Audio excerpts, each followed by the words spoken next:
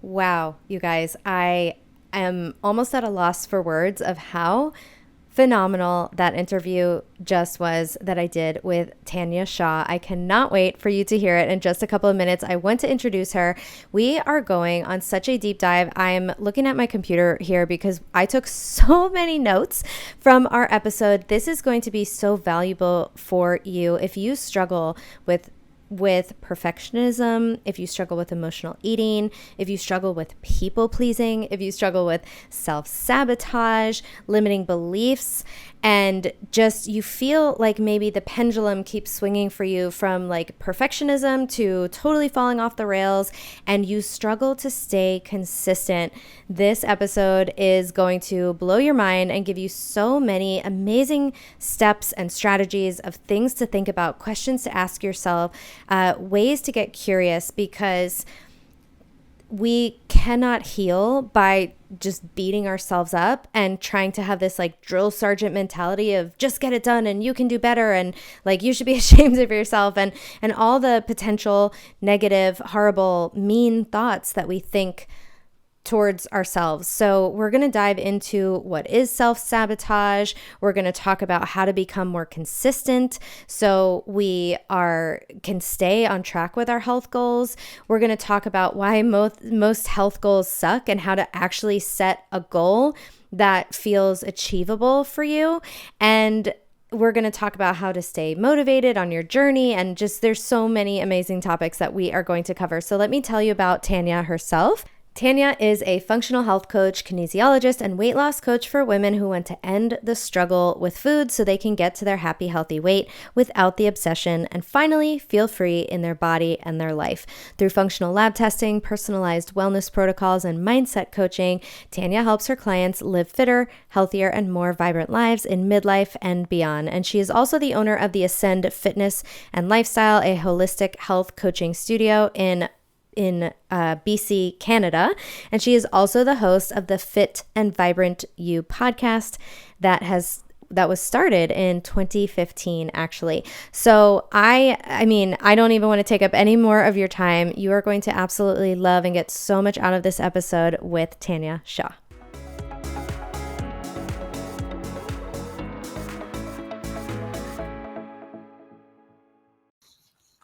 Mindset, self sabotage, these are some topics that are so powerful to tackle when it comes to embracing a health journey. Sometimes it's not only knowing about the steps to take, but sometimes we can sort of be in our own way. And so I'm so excited, Tanja, for you to be here on the show today to tackle some of these incredible and really, really important topics. Welcome. Yeah, thank you so much for having me. Yeah, I'm so excited. I just found out that we're both NTPs. Tanja, you are a functional health coach, kinesiologist, weight loss coach, and you have so much experience helping out women, especially with things like weight loss and all this mindset stuff. So can you tell us a little bit about your background, how you got into doing what you do today? Well, I think like most of us, it's because we go on our own personal journey, and then along the way, we realize that things that we were doing are no longer working for us, and we want to share that with the world. So, from an early age, I loved exercise. I loved the way it made me feel. I loved, just that aspect of it, how creative I was. So I went to school to become a kinesiologist in university, and shortly after that, I worked as a kin in a physiotherapy clinic, and that's when I did my very first diet. And I was in my early 20s, which is pretty old for most people. Most people start when they're like in their teens or even younger, which is quite unfortunate. And I lost, 7 or 9 pounds in a very short amount of time. And I was by no stretch of the imagination overweight to start with at all. But I felt really good. I felt, I loved the way my clothes fit. It was like kind of exciting. I had more energy. And for a lot of people, they go on this yo-yo diet cycle after that, where they gain the weight back, they lose the weight, they gain the weight back. And for me, it went quite the opposite direction. I actually became very, very obsessed with weight loss and always trying to become a smaller size. I did double workouts. I, was like always food journaling, and I was like anxious about going away to Paris with my husband because I wasn't afraid I would not be able to like stick to my healthy eating habits.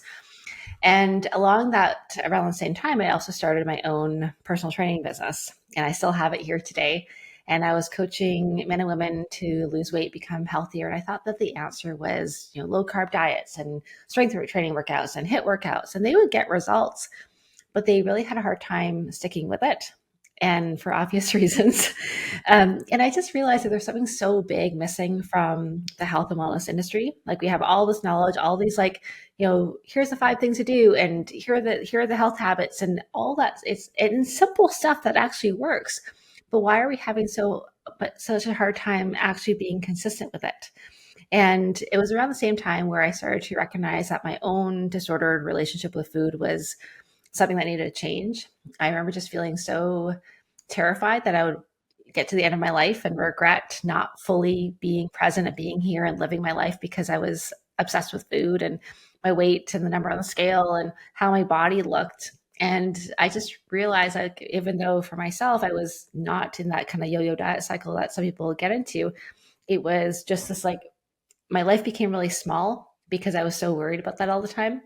And so I think that what went along the way is that a lot of the times, whether you have a significant amount of weight to lose, or you're inconsistent, or you're in this sort of restrictive, diet prison, it's often the same. It's different symptoms of the same problem, and that's our relationship with food and ourselves and our emotions and limiting beliefs and stories. And yeah, so along the way in 2015, I started my own podcast because I wanted to start to share this with other people. And it was really in 5 years later that I really, really, really went into more of the coaching component of helping others, break that really frustrating cycle. Yeah. So where do people begin to, what are some of the most, I guess, common issues that you see maybe with mindset, or how maybe a lot of people say, like, mindset is everything. So how do you feel about that phrase? Yeah, I disagree in a big way. And I used to think that too. I'm like, because you go back and forth, right? You're like, because you think like mindset was the missing piece. Like, mindset everything. It's not everything, because the way I look at it, like, it's a huge part of it. But for example, the work that you do with blood sugar regulation and working on that, like, if you have the best mindset in the world, but your blood sugar is all over the place and you are struggling with blood sugar lows, like, you can use willpower for a while, but biology is going to win. And so it's not everything. I think we have to look at both the mindset and also, that's why I love looking at hormones and gut health and everything too, and stress and sleep, and all that has to come together. And so to your question, like, where the patterns are so, in some ways, common. A lot of things are like all or nothing thinking comes up a lot. Sometimes it's these deep rooted fears that come up from fear of failure, fear of success. Sometimes it's just these subtle, like, BS thoughts that we think at. And sometimes there's really deep rooted, patterns and that we need to overcome, and belief systems that we have to overcome that are usually rooted from something that happened in childhood. I love that you're saying mindset is not everything, because I don't think anything is everything, right? And No. so we tend to want to simplify things in, the health space, because stuff is confusing. So I understand those little sound bites, but I love how you're saying that we could be sort of almost like gaslighting ourselves to say, like, well, if your mindset, if your mindset isn't right, then you're not going to do well. Or it's like your mindset is right, but there's a physiological blood sugar crash, or there's an overgrowth of candida that's driving these, sugar eating behaviors. So there's a lot of different factors that are educating and driving us to act in a certain way. Would you say? Totally. Absolutely. And I love that you brought that up because it is very nuanced. And I think the best way I like to think of it is, like, we got to have wisdom when we come to this, because you're right. There are these cute little Instagram quotes that, say things like mindset's everything, or we love this black or white dichotomous way of thinking. And it's not really helpful. I think even things like, oh, like, be, or like, think only positive thoughts, or be grateful all the time, like, wonderful, but that's not always going to let us live a full, rich life if we're always just like thinking positive thoughts or looking at the right side, or for the silver. There's just so much that goes on. And I think that's a big problem with what we struggle with food or the self-sabotage cycle is we try to fix things with, the diet plans and stuff. And often it's just our relationship with ourselves and emotions, and, drinking a cup of tea isn't necessarily going to solve that. That's such great points.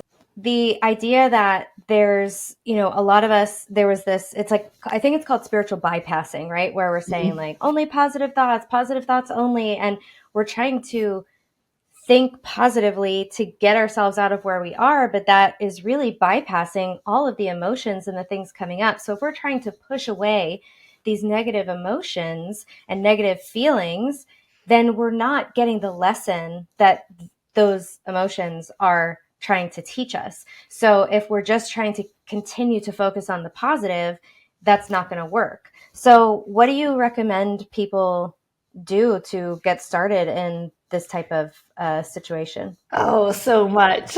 um, with all of it, a big part is to start with slowing down and start to become aware, because we often just we rush so often. We are in our own heads. We don't give ourselves the time and the space to do this work and to actually heal ourselves. So a good place to start is, and you're right, we do, bypass, and I've been really good at bypassing for many years and push things down. Or I don't know if you've ever seen the Lego movie with Unikitty. So you can just look at a little quote, but she's this like, she describes this little place like, it's like positive vibes only, and all ideas are welcome except for the bad ones and only the good ones. And then she like explodes in rage because she's just like pushing down all these negative emotions. It's really quite resembles like what we're talking about here. What a beautiful metaphor. Yeah. It really is. It's really funny actually, and I think it's so relatable. But I think a big part of it is starting to be aware and to ask yourself how I'm feeling. And if we want to heal, if we want to you feel things, one of the most important things, or learn from them and get the messages, is to do it without judgment. And that's so hard to do. Like, I was on a coaching call this morning, and one lady we were actually talking just about this morning, and one lady was sharing how last night she was making this great dinner for because she was going to have some people over, and last minute they canceled. And she's like, I felt really disappointed. And then her first thought was like, it's not a big deal. You shouldn't feel disappointed. And that's just a subtle example of how we can sometimes just try to like bypass that emotion. And it's not like she needs to wallow in the disappointment all evening, but she felt it for half an hour. Then she moved on because she was rightfully so disappointed. Um, we have all of these like thoughts and feelings about our emotions, which ones are good, which ones are bad. We try to, you not feel these certain ones, and, push these ones down. And yeah, it definitely comes to bite us in the butt. I think the best first step is just to slow down, to ask yourself how you feel, and also how you feel in your body, because emotions are felt in our body. And that's a really challenging thing to feel, because most of us don't feel it. We might feel the really big ones, like the grieving. We might feel the extreme ecstatic joy, but we don't feel the subtle ones, or procrastination. And you might not always even remember to feel, or you might even think to feel, but you can also start to pay attention to behaviors. Like, quite often the reasons we want to change anything is because we want to change a pattern or behavior, or sometimes we want to change how we feel. Like, maybe you find that you're always like quite depressed or down or stuff like that, which is also going to be share, like, that's a message there too. But perhaps if you have this pattern of going to food quite often, or snacking or picking, or at the end of the day, or you're in the pantry and that's not what you want to do, you can just check in with yourself and ask yourself how you're feeling. Where do you feel it in your body? Because there is something that's going on there. We just often don't allow ourselves to feel it. And like I said, it's not really usually the initial emotion that we're trying to get away from. It's our feelings about the feelings. It's the thought that like that feeling is not okay. And therefore we try to numb it out, or escape in some way, shape, or form. And sometimes it's really subtle too. Sometimes it's things like procrastination or a little bit of boredom. Like, it doesn't always have to be like this massive, like, I'm crying, or I'm really happy, or I'm lonely, or I'm fearful. It's sometimes these subtle ones as well. And it's just so important that we start to feel like that, because most of us, we want to feel more joy. We want to feel calm, content. We want to feel these, great things, but we don't get to just choose those feelings. If you try to repress those other feelings, like the sadness, the fear, the anxiety, whatever it is, you also repress those feelings that we want to feel. And that's not living whole. When I was in Costa Rica a couple months ago, I went there on a solo trip after my divorce, and I was noticing that I was starting to tune into the fact that everything felt muted. It felt like Mm. almost like how we want to see. I think of things very visually, so it reminded me of like a really stable blood sugar graph, actually. But what happened was it was that the negative emotions were probably so great at that time that my body stopped, maybe repressed them. I was doing behaviors to numb, to avoid, to dissociate from those negative emotions.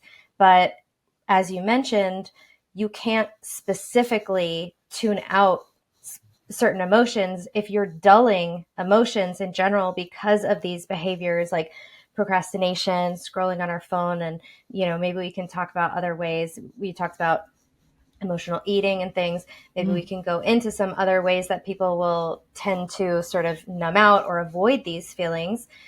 What I was noticing was that I didn't feel any of the good ones either. And I feel that my emotional range is starting to come back as I'm doing all of these things that you mentioned. This getting curious, starting to notice where you feel it in your body. I was a person who historically would, let's say someone would ask me a favor. They'd be like, "Oh, would you mind doing such and such?" And I would feel a gut punch. That's the only way I could describe it. And then I would just immediately ignore that, take it up to my head and be like, well, this person did me this favor, so I should blah, blah, Mm-hmm. blah. And I feel like you mentioned the words like, oh, I shouldn't, like your client, I shouldn't feel bad. I should do this. So, I got this from a friend a long time ago, but don't should all over yourself. Like Mm-hmm. if you find yourself saying the word should, I feel like it's a really good moment to say, ooh, this is probably a judgment I'm making. So, this idea of slowing down, getting curious, getting in your body to see how it feels in there, because our minds can make up a lot of stories. And for me, getting into my body and knowing what I feel in my body, I'm still a beginner at that. It doesn't Mm-hmm. feel super easy to know. Like my emotions don't feel like they have colors and shapes and they're smoke and they're whatever. I'm like, I feel like I'm gonna cry. It's like, Mm-hmm. or I feel like my chest actually feels tight. That's about as far as I can go, but it's still helpful. It's still bringing awareness to the fact that my body actually is telling me a clear no right now, or my body is giving me, whether you can put it into like even just a simple category of like a fear-based contracted state or a love-based open state. You can feel maybe either like the contraction or the expansion to start to get familiar with some of these feelings. So I everything that you're saying is a beautiful way of describing some of the things that I've been learning and applying to myself. And the idea of, we want to change oftentimes, like you said, these behaviors, but we can't just will ourselves to just be switching these things, because the behaviors are a symptom of, or a sort of a consequence of how we feel and how we're thinking. Is that, would you say, is that Exactly. the right way to put it? Exactly. So a couple things. In your example of like that gut feeling, and then the shoulds, like what you're bringing in language, which is important too, because I think when sometimes we have this fear that we feel the emotions and we become puppets to our emotions, and then they kind of like just rule our life and we run away with them. And sometimes emotions, there's a message there. They are meant to be felt, but sometimes the message is also incorrect. Like sometimes the message is from, past stories and patterns. Like for example, a little while ago, I was, I think, trying to clean up a junk drawer, and my asked for my husband's help, and he was a bit passive aggressive with me, and it totally triggered me. And it took me like 2 days of just being like, I shut down. This is before I had a lot of didn't realize. It took me a while before I started to, like, feel my emotions and process them. But I isolated, I shut down, all because of something that really wasn't a big deal in real life, but it triggered a memory from when I was in grade 8. And these patterns, these emotions, like they are often there to protect us too. And even the behaviors like the emotional eating or the scrolling on social media, or sometimes we have this tendency to shut down and to isolate or to become like kind of a bit of like, I tend to become a bit of a shell when I feel these emotions, or I feel like because it's a protection, it's survival.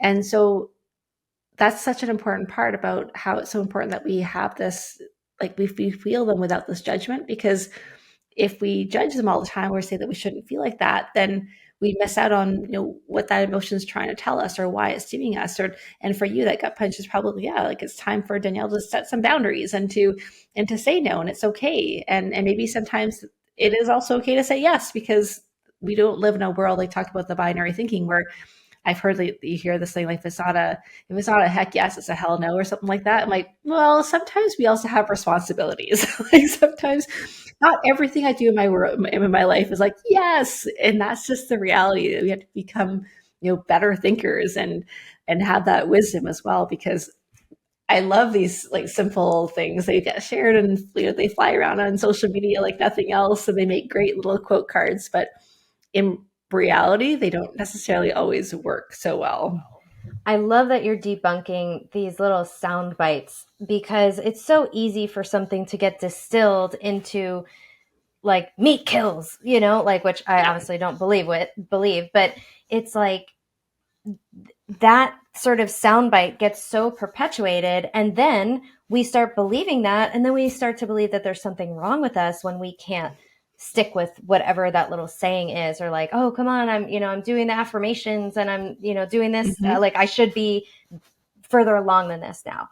So you said something, you said there's a message there, like what's the message there? And I think that that's a beautiful question. A lot of times I find on this journey that I'm doing with my own mental emotional health and just wellness journey overall, a lot of times it comes down to the questions that we're asking ourselves. Hmm. And this idea of what is this trying to tell me is a really good question to ask. And it's kind of something that feels a little similar to what I teach and what often comes up in Blood Sugar Mastery about failures. So people think Mm. they're like, I fell off the wagon, I always fail on diets, and or I'm like off the rails, or whatever the thing is, like I ate the cake, I did the thing. And people, we talk about this on the welcome call, because it inevitably happens that someone will, let's say, eat something that's off plan, or they eat their kids snacks or something, whatever that is. And I always say that it's not failure unless you stop. It's not failure unless you Mm. don't learn anything from it. So we can bring that same sort of sentiment. What is this trying to tell me? What can I learn from this? What was I needing? What was the situation that brought about me, doing X behavior? Was it that, oh, I just wasn't prepared, I was really Hmm. stressed? Like, what was my emotional state? So can we dig a little bit deeper instead of just getting mad at ourselves and hoping that stops us from doing it the next time, right? Yeah. How does that work? Like not well Yeah, at all. Like it doesn't work. at all. You can't, and that's the thing, like that judgment, when you berate yourself, you shut off the learning. Because when we feel ashamed, we want to get away from the pain point. And usually we either make the failure epic by like really punishing ourselves. And often it looks by overindulging, so you can really feel how bad it feels to eat all things and get it out of your system so you never want it again, which doesn't work, by the way, because we don't remember.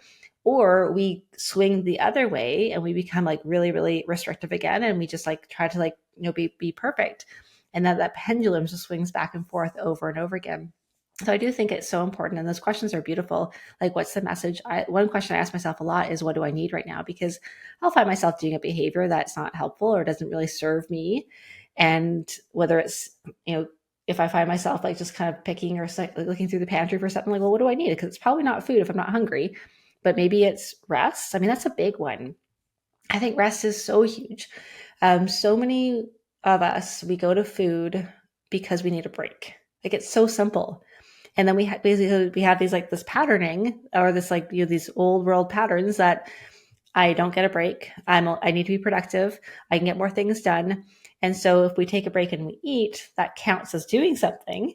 And for some reason, we give ourselves permission to take a break that way, but we don't give ourselves permission just to take a break and actually just take a break. It takes the same amount of time. Like, it takes 10 minutes to eat, 10 minutes to take a break.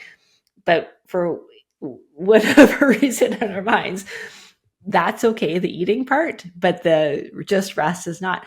And it's just so helpful to start to slow down and ask yourself those questions, because when you meet your needs, like when you ask yourself those questions, like, what do I need right now? And sometimes it's to cry. Sometimes it's to set a boundary. Sometimes it's to rest. Sometimes it's you need water. And there are times, obviously, where you might like, well, I need a nap right now, but I got to drive my 3 kids to soccer practice. Obviously, we don't get to meet our needs 100% all the time, because we live in the real world. But once you, or at least acknowledge the fact that I'm just tired, I don't need food right now. I'm just tired. And that, even just acknowledging that is honoring your needs, even though you can't always give yourself exactly what you need all the time. That I feel so, whatever you said just resonated so deeply with me that I feel so honestly emotional that, like, by the way, you don't know me that well, but I cry on like every podcast, every coaching call. I'm listening to a book on empaths, and I'm like, oh, I think I fall into that category. I'm luteal. So this is just hitting real hard right now. But that idea that, I mean, rest, that we need rest, and that so many of us, especially women, are the last thing we would ever even consider to do is stop and rest. Yeah. And I can count on one hand, honestly, maybe on just one finger, how many times in my own childhood I saw my mom sit down on the couch, or just like sit down in the middle of the day. Like, I never saw her do that. She did all the chores, all the things. And I mean, my mother's a machine and she never feels tired. She doesn't need rest. But most of us women, we do need rest. And we're so afraid to be, and I'm going to use my own thoughts here, to do nothing. It feels like, God forbid we do nothing. And so I've been trying to challenge myself with doing nothing for at least 2 minutes a day. So I watch the show Bridgerton. I don't know if you watch it. It's so good. I saw the first season. I haven't seen anything after that, though. Okay, well, they have new seasons, and I was just watching the new season. And in one of the scenes, something happened that was so profound for me to see. And it was the most simple thing that most people probably would never even pick up on. In one of the scenes, this is a show that takes place in, I think, the 1700s in England, and they're all very wealthy and in their homes that have, like, there's a sitting room and whatever. So this one character is sitting in the sitting room at a table, just looking out the window. She's just sitting there. And I just watched her sit. And I was like, oh my God, why is this so profound right now? Like, she's sitting, she doesn't have a book, she is not doing the piano, she obviously doesn't have a smartphone. She was just being. And it was so powerful to watch that the essence of who we are as human beings, it was like, whoa, I would never, like, my first thought is like, I would never do that. Oh, that would be so boring. That would be so, like, doesn't she have things to do? And it's like, we have gotten so far away from being human beings. We're human doings all the time. And just this idea of rest feels so radical. Totally. My husband, every morning, he drinks his coffee and he just stares out the window, probably for 15 or 20 minutes. And just it looks amazing. Or my cats, they stare out the window all day long. They just sit there and rest. But, and quite often we do things like meditation. Like, meditation is a very, thing that can help us. But even that, it's I still feel like meditation is like checking the box and can be like doing something. It's like, yeah, I'm meditating, which is helpful for sure. But you're right. I'm actually taking a little bit of a break right now. I was hitting some sort of waves of depression for a while. And I just have been taking a big pause for pretty much everything I'm doing in my online space right now for the next few months. And I still have my brick and mortar business, which I'm running there, which is in servicing my clients. I'm not launching anything. I'm hardly I'm putting it, I'm repurposing the Instagram stuff. I'm not doing much at all. And to give myself rest, like really is to give myself rest. And it's amazing how hard that can be. I was actually working with my therapist and she's like, so what does that look like? I'm like, well, I'm going to do this and this and this and this. And she's like, no, like that's not rest, but how foreign that could be. And I do think like, there's so many diet plans out there and lots of really good ones too. Like there's lots of really good things. And I think that's also important. Like we talked about mindset's not everything.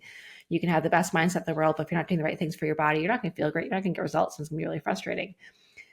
But the idea that when you have this struggle with like this on again, off again cycle, when you have the struggle of like, yeah, I fell off the wagon, or I'm going away on vacation, doesn't really matter, or this kind of anxiety around, sticking with it. And it's not about the thing itself. I mean, you can weigh and track all your food and it be totally a healthy thing for you to do. And it's just like something you do because you want to build awareness and you want to, just make sure you're hitting your protein goals or whatever. Or you can weigh and track your food in an obsessive pattern where it kind of defines your worth, or, or it becomes like this thing that if I can't weigh or track my food, I'm going to be really like stressed out about it. So there's things you got to kind of be mindful of there. I love the idea that you're talking about that certain behaviors, if you just look at them objectively, it's like, okay, this person is doing potentially a health promoting thing, like weighing and tracking food, but it could skew into this idea of like this obsessiveness or where it sort of becomes unhealthy. And so I think you're sort of talking about this relationship we have with our food and our diet and relation to the health journey in general. Exactly. And whether you weigh yourself or not, like I have some clients who I totally recommend that they don't weigh themselves for a while. I have some women who I'm like, yeah, it's totally fine. And it can go back and forth. I think it's just important that we don't ever marry ourselves or attach ourselves, forever to one set of rules or one thing, and we have that discernment and we can check in with ourselves a little bit as well. But again, I do find it so fascinating that for those people who struggle with this like on again, off again struggle, and so many people do. And things like the work that you're doing with blood sugar regulation is a huge part of that, because if you're not nourishing your body and giving you what you need, it's not mindset, it's not willpower, it's biology. And so I think that's so important. But if you like do like these like relatively healthy, programs and you're doing things, but you struggle with all those other things, like there's so much more to it. And it's not going to be fixed with a diet plan. It's going to be fixed with like, so yes, that's part of it. And that's a big part of it. It really is. And we got to start learning how to feel our emotions and look at the past patterns, the stories. When I think about self-sabotage is just simply not following through on the things that you think you could do, should do, want to do to, do something good for your future self. So it's usually things like, it could be your workouts, or I don't know, whatever it is, or eating a certain amount of protein, or cutting out sugar, whatever that is for you. Scrolling on Instagram until 11 p.m. So whatever the goal is. So self-sabotage is like not following through on that. And that's as simple as it is. And I do find it helpful to really break down what that looks like for you, because self-sabotage is too big of a problem to solve. It's too vague. But there are three kind of main reasons why I think about why people do that. And one is, we talked already, is you're not doing the right plan for you. If you're on this cabbage soup diet and you wonder why you can't stick with it, it's because you can't fight biology. Like your body has needs. And if you're not really fueling your body well enough, like you have so many, like our bodies are amazing, and our bodies have so many mechanisms to make sure that you don't die. and part of that is like, driving you to eat or become less active. And they've shown that if you get too lean of a body weight or body fat percentage, then you naturally move less. Like your body's going to just want to move less, and you're going to want to eat more. And that's a natural survival mechanism. There is no really like evolutionary benefit for us to lose weight. Like there's no survival benefit for us to lose weight. It's all about keeping it on for the famine, for the diseases, all that sort of thing. Now there is, but not from an evolutionary perspective. So that's the first layer. And then underneath that is often just our thoughts. So it's the things like, I can start again tomorrow. This one little thing won't count. The food's free. I'm on vacation. All these sort of really, I've had a stressful day. I just don't care right now. All these thoughts that can that can really, ways we can talk ourselves out of doing the things that we want to do. And then underneath that, excuse me, are our deeper belief systems and our deeper fears and our deeper, like, just patterns and stories. And I call them our limiting beliefs, our unconscious patterns. They're often so, like, it could be things like this perfectionism tendency is one that I see a lot. I think the two patterns that I see the most when it comes to women who struggle with food is perfectionism and people pleasing. Like, those are the two that come up the most. And perfectionism tends to be this story that kind of follows somewhere along the lines of, what makes me good enough is what other people think of me. And it's not like you think about that all day long, that those thoughts aren't in your mind, or you can't really consciously think of them. But there is this sort of underlying belief system in your core that you're operating on. And those drive a lot of our behaviors. Like, if you have that perfectionism, if you have that kind of, what makes me good enough is what other people think of me, it might show up as self-sabotage, because you don't really want to try, because what if you really try and you fail, then what? Sometimes it's like, yeah, if I can't be perfect, if I can't do everything absolutely 100% right, then I'm going to just, give up altogether, because that feels more comfortable than, like, or if I'm gonna fail anyway, I might as well make it big and enjoy it. So things like that. And it's so important that we, like, go back to the beginning of our conversation about releasing the judgment of ourselves and just getting curious, because a lot of these unconscious beliefs and patterns and stories that we have, they don't ever get to come up. They don't ever get to surface unless we stop judging ourselves, unless we start just asking some of those questions. And most of the time they came up, or they started in our childhood, because just like you were saying, just viewing your mom, like, she might have not have ever told you, hey, Danielle, like, you cannot rest is bad. Like, she might have never said that, but as a little girl, you saw that and you just took that on. Like, that's what I'm supposed to be doing. That's what it means to be, a woman, is to get all these things done. And so you created your own story about that, which may or may not, and it might serve you in some aspects of your life, or it might have served you at some points, but may no longer serve you. I have so many feelings and emotions, and I'm just nodding my head over here.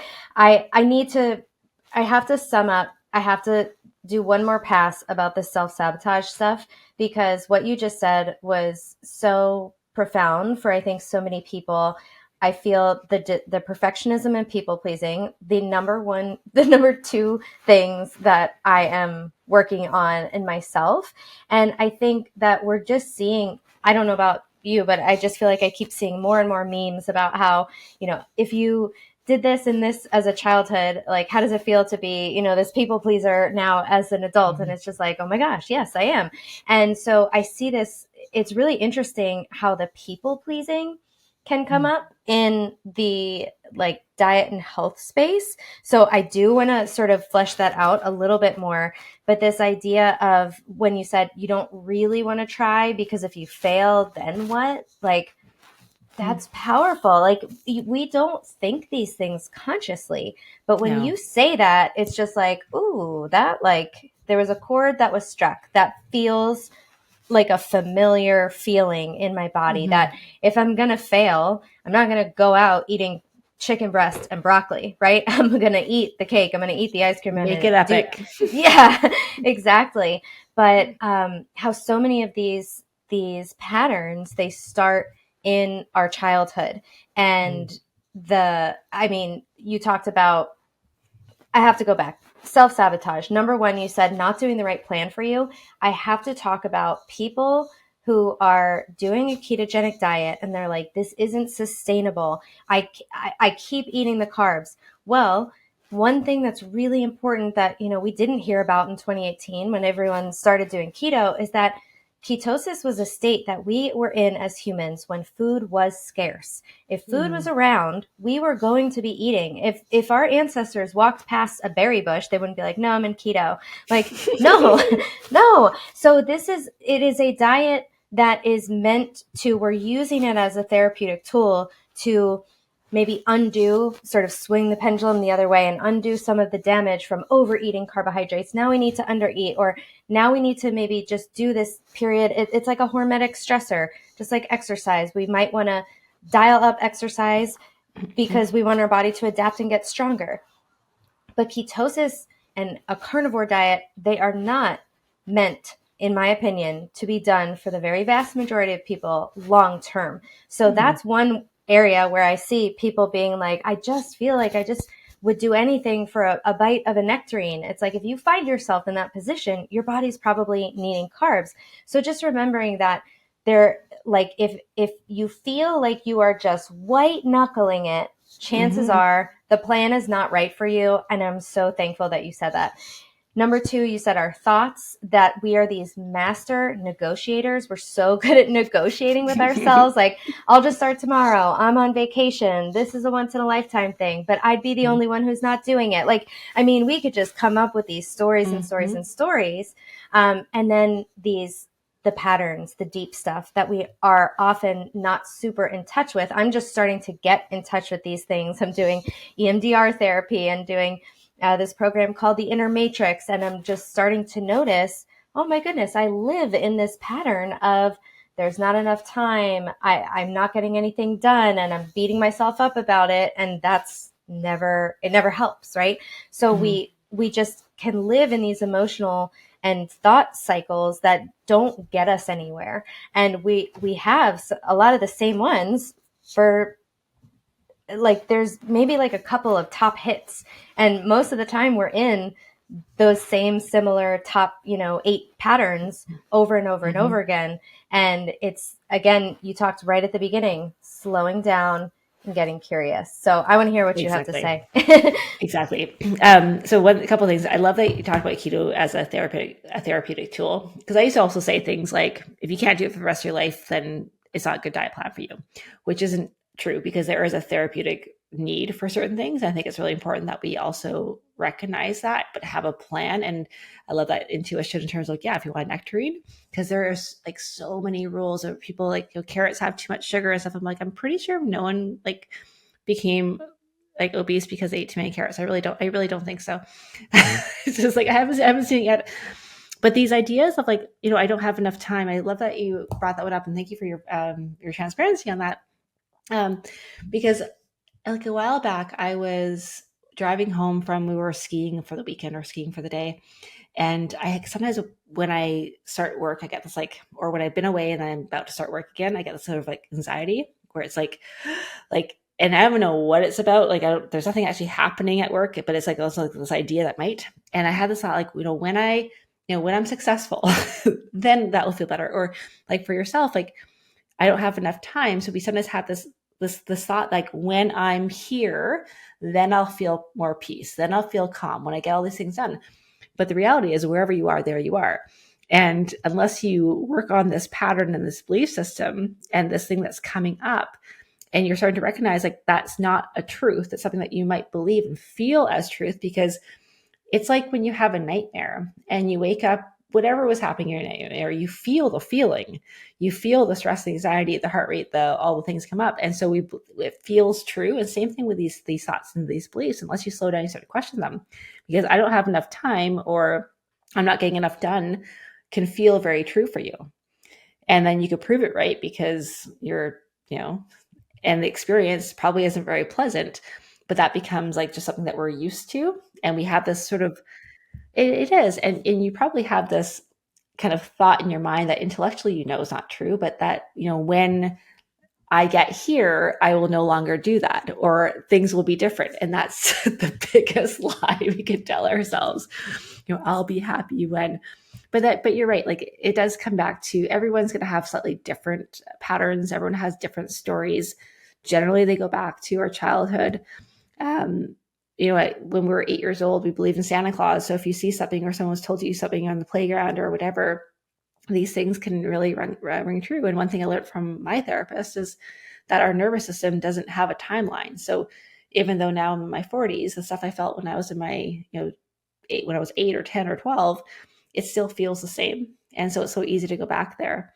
And I also have learned that everything that we do is for a reason. We don't just intentionally harm ourselves. It's a way to protect ourselves. And sometimes it's just a bit of a misguided way. Even emotional eating. Like, I really do encourage your listeners and everyone out there to look at emotional eating, not as this like nasty scab that you want to just like let go of or you want to get rid of, but it's something that has been there to protect you, has been there to serve you. Maybe it's because you weren't ready to feel some of your emotions. You shared going to Costa Rica after your divorce. You might not, and you felt kind of numb. You might not have been ready to feel all the things, because we can't necessarily go around all day long every day, feeling everything. And emotions can come and they can be kind of inconvenient at times when they come up at certain times. And so it's, I think, just important not to hate on these patterns, just to see them for something that might be misguided, might not be helpful anymore, and might have led to some other consequences. But our bodies are trying so hard for us and fighting hard for us. And sometimes we just do things like that. And unless we sort of uncover like what is going on and what we need, I think, and figure out a different way to do it, then we'll keep repeating those patterns. Yeah, beautifully said. And I loved the analogy of like how a nightmare, it feels true. It feels so real, but it's not true. And that's where we can maybe even writing down some of these thoughts or some of those, top hits that are playing. It's like, is this actually true, or is this the story that I keep, believing and I feel justified in, and it's getting more solid, and that we're looking like, once the mind gets going with an emotion, it gets fueled by thoughts. I was taught that an emotion, the life cycle of an emotion is only about 90 seconds unless you fuel it with the mind, fueling it with thoughts. And so what we do is we're like, I feel like panicked and stressed, and or let's say it's like I feel bad about myself because I just ate some chocolate, and then we keep looking for reasons to keep feeling bad about ourselves. Like, that's what the mind will do. That's not, it's just the nature of the mind. And then we keep doing the thing, and we'll probably end up eating more, and then we feel worse about ourselves, and it just spirals in that direction, right? So it's stopping yourself no matter where you are on that journey, and then or on that timeline, or in that cycle, and getting curious about what is happening. What am I needing right now? You asked some great questions before. It's like, what is this trying to tell me? What am I needing? You mentioned this word a couple times, and I wanted to dive into this a little bit more, but you mentioned rules. And so I'm interested to see how people can maybe use rules, like they have rules about certain things. Like, when do these rules sort of become like disordered, or just like sort of not helping us? Like, what's the point of talking about these rules? I don't know how to best phrase the question. Okay, I think I get it. And okay. So one thing is, when I was listening to a podcast the other day, and they said something so helpful, and that was that when the measurement becomes the goal, it no longer becomes a good measurement. And so, for example, and I thought, I'm like, that's so wise. So, for example, 10,000 steps a day. You see that all the time around.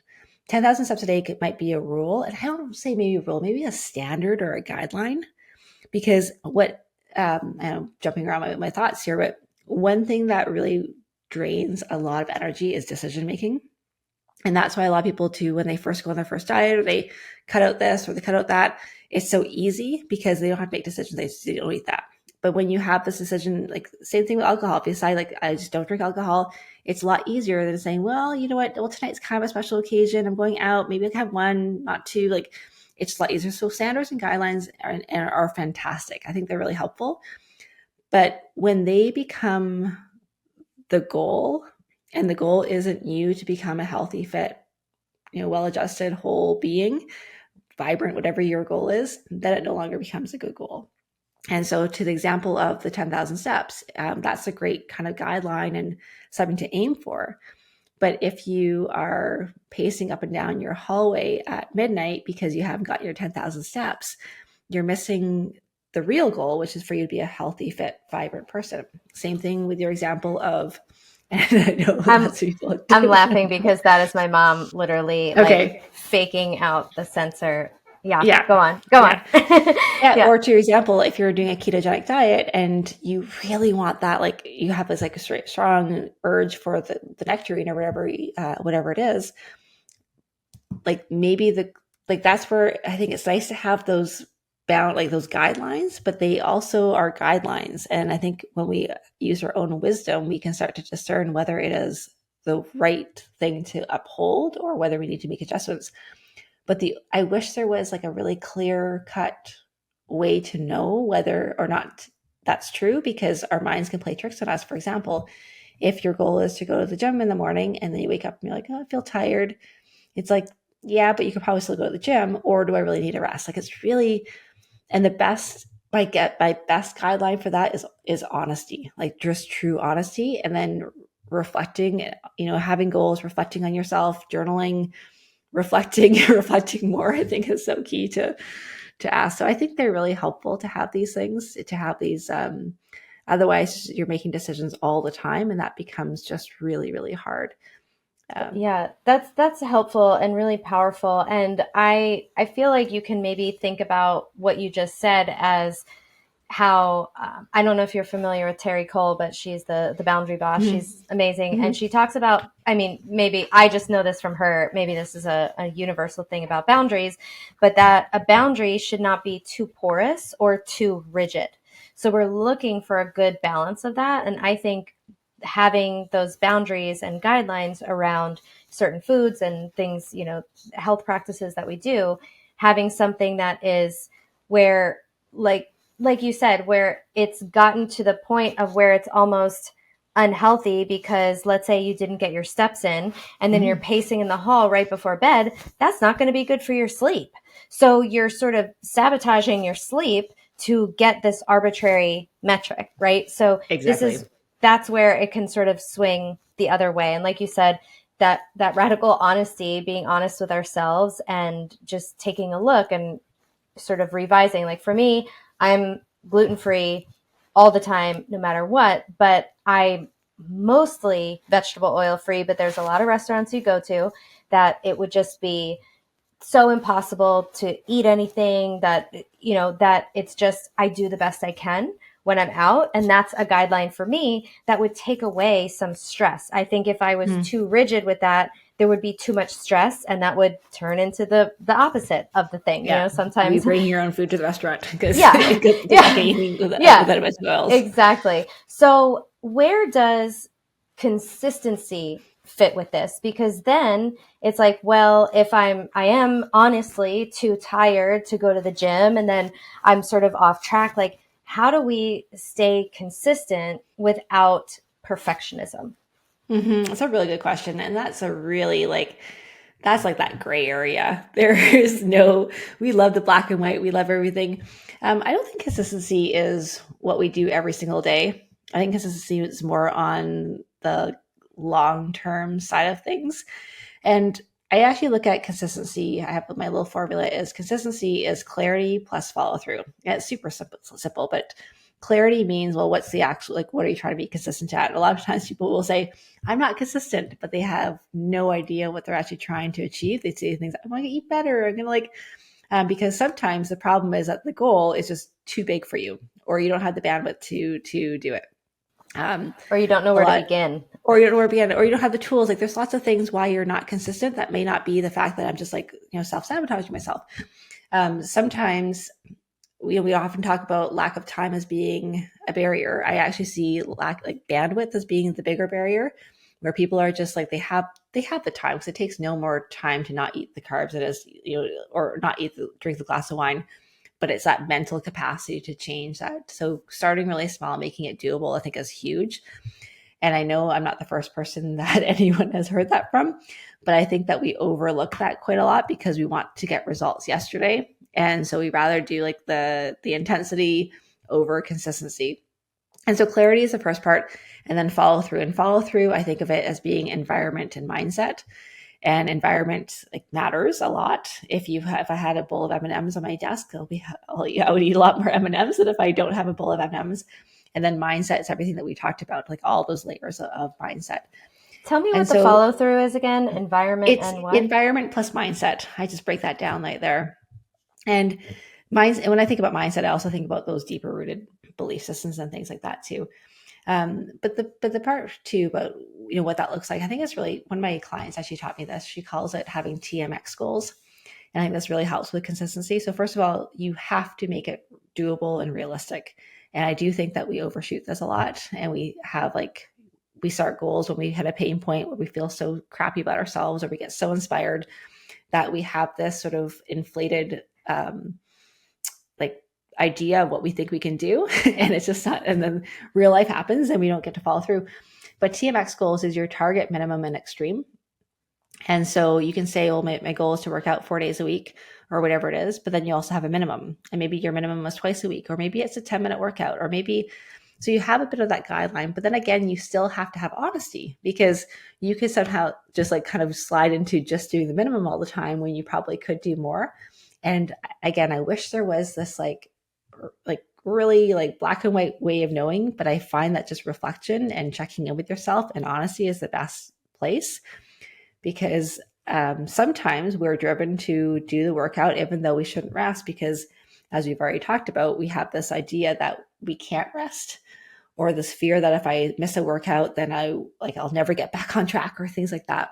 So it's so much to sift through, like those limiting beliefs, those our thoughts, listening to our body. Is our body actually telling the truth? It's so, and the best is like that routine of reflection and to go. So yeah, the target, the minimum, and the extreme is like when you're feeling really good and you're crushing it. And I do find though, for myself, like for my work, for example, I always have my daily goals. They're quite minimal right now as I'm taking a bit of a time off here, but I'll have my main goals, and then I have bonus goals. And I find that really helpful too. So I have the main things that I need to get done, but then I have the kind of the bonus stuff. And I often get the bonus stuff done, but it feels more like, instead of feeling like I don't have enough time, it more feels like, ooh, like I'm getting ahead a little bit, which just changes things a little bit there, which is kind of fun. Yeah, so many great nuggets in here. The idea of the intensity over consistency and how that can be so alluring. It can be Mm. so alluring to just be like, I'm going to do a 3-day water fast instead of, I'm not going to have any sugar every single day after dinner for the next 2 months. Like, that's not as glamorous. And we want to feel this sense of accomplishment. Mm. And I think that the intensity has that allure of like, oh, I just did this thing. Like I did like a week of no carnivore or whatever, like carnivore eating or something like that. And it could be too intense, but that's where I think, I give people every week in Blood Sugar Mastery, we come on coaching calls and I give them their action plan, or we come up with it together. What is your action plan? And I always say, I want it to be challenging, but manageable, Mm. but I love your idea of that target, minimum, extreme, in terms of, let's say a cadence for something, how many times I want to get to the gym or something like that. That's so, so helpful. So we can have it sort of building in that space for listening to our body, but also being able to push ourselves when we need Totally. to. Yeah. Yeah, and the challenging but doable, I think, is great. Like when I think about it, I ask my clients on a scale of 1 to 10, like how confident are you that you can follow through? And it's usually like it has to be like an 8.5 to 9. And the reason being is most of my clients struggle with the on again, off again. And when you are always like falling short of promises to yourself, you stop trusting yourself. And when you stop trusting yourself, you often stop liking yourself. And then we're mean to ourselves. We wonder why we don't like ourselves. But it's really, sometimes it's not just about getting the weight off as fast as you can, or making the health transformation. It's also about building that relationship with yourself so that you can trust yourself and you can be consistent. And it really is about playing the long game. And so in my programs, we have lots of practices and routines and things to stay consistent. And like a simple one is connected to our goals every day and reminding yourself what our goals are and having a plan every single day, not just for like, for example, I do recommend that my clients plan 1 day at a time, because today, which is, as we record this, it's a Wednesday in June, it might be like today, my day is a whole lot different than it is when I'm on vacation. So my goals and what success looks like for today is going to be different when I'm at home and working versus when I'm, I don't know, wherever I'm going to go on vacation, wherever that's going to be. Yeah, exactly. So tell us a little bit more about your program and how people can work with you. So if any of this is resonating, I'm sure a lot of people are nodding their heads and being like, oh my God, she understands me. Yeah. So Oh, I yeah, love tell this us about stuff. that. The best places to start is the podcast. I also have a podcast called The Fit and Vibrant You, and you'll be on the podcast soon, which is super exciting. And that's a great place to start. I do have currently a 12-week coaching program. It's sort of my signature group program. But honestly, as I go through a bit of a break now, I'm just taking some time to reevaluate how I want things to look and how I want to serve. And just, I think it's just so good that we pause sometimes, because sometimes we just do what we've always done because we've always done it. And so I'm taking that time. So who knows what's going to look like? Currently, that's my main offering, but that might change down the road. So the podcast is the best place, and it's called the Fit and Vibrant You, and I can't foresee that changing down the road, but who knows? All right. Well, we will look up your name if anything. That I don't think will change. But That won't change for a while. yeah. Thank you so much for being here and for sharing all of your wisdom. And I hope helping people to maybe release some judgment they've had towards themselves, because I think that the first thing to happen when we're struggling to be consistent, when we're experiencing self-sabotage, is that we turn on ourselves. And then we're just beating up on ourselves. And then not only did we not do the thing, but now we're like against ourselves. And it's a really dark place to be. And I'm sure, I can certainly relate to that. I'm very, everyone tells me, you're so hard on yourself. I'm like, no, I'm not. And it's like, I'm so used to how I talk to myself that I don't feel like I'm hard on myself. I feel like I have high expectations. And it's like, can we be, a little bit more gentle? Can we find some compassion for what we've been through? Can we stop comparing our struggles to others? I think a lot of people do that a lot. Like, well, it's not that bad. My childhood wasn't that bad because I didn't have this thing. Exactly. And it's like, well, it's still, I'm experiencing that now. Like, I'm in EMDR for complex PTSD. And it's like, but nothing horrendous happened to me that I would have some form of PTSD, but it can happen. And so, yeah, I think that you're giving people this space and opportunity to just this permission to do less, to be kinder to ourselves, and to fill up our cup before we help others. Totally. Just two more thoughts here. I love that you said about that you're going through you're getting help even though like nothing major happened. That's also with me too. It took me a long time to get help because I was like, yeah, I'm not so bad, or I'm not even, and you can't, your story is your story, your journey is your journey. And also I'm really big on compassion and not having this like berating yourself and judgment, but does not mean complacency.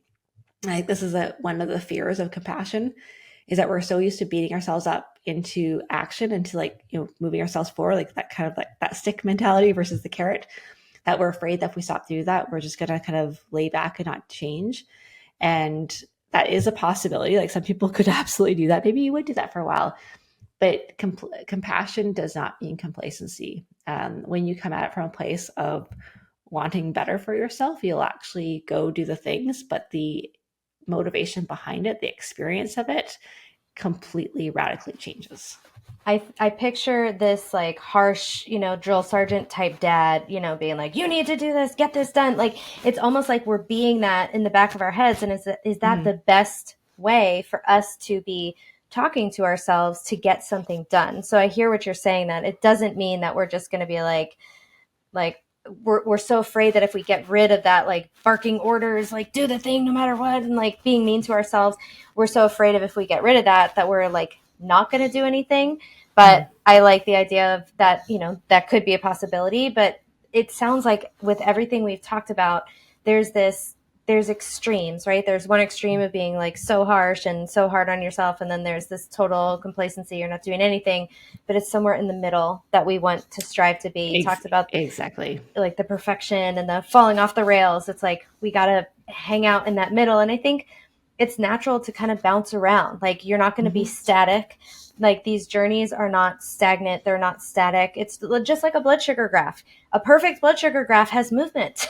Like there is no perfect blood sugar graph. That's the first part, but it's not that we want it to be a straight line. No. It's never a straight line. So it's always got some movement to it. And so we should expect that of all these different pieces of our journey as well. So Exactly. amazing. Oh, thank you so much. This is amazing. And I can't wait for everyone to hear it. Thank you.